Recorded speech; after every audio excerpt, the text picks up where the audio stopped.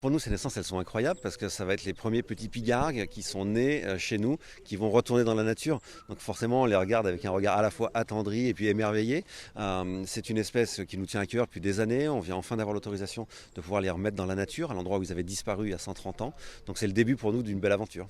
Le pigargue à queue blanche, en plus, ce qu'il y a d'intéressant, c'est que c'est la première fois dans un programme de réintroduction en Europe où ces oiseaux vont naître en captivité pour retourner dans la nature.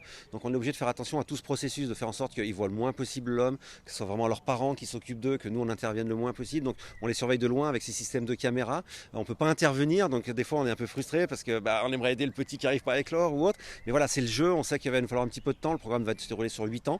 Là c'est la première année, on va déjà apprendre un petit peu de ce premier retour d'expérience pour être opérationnel pleinement l'année prochaine. Aujourd'hui, on sait que cette espèce, elle n'a pas de prédateurs, il y a la ressource alimentaire pour l'accueillir, donc tout dépend de nous les humains, quelle place on va être capable de leur laisser, savoir qu'il faut les laisser tranquilles, que quand sur le site de relâcher, il ne faut pas venir se promener avec son chien sans laisse, des choses aussi bêtes que ça, mais qui vont les aider à ne pas laisser traîner du plastique ou des choses comme ça autour de nous, parce qu'ils sont capables de l'avaler, et ça peut les faire mourir.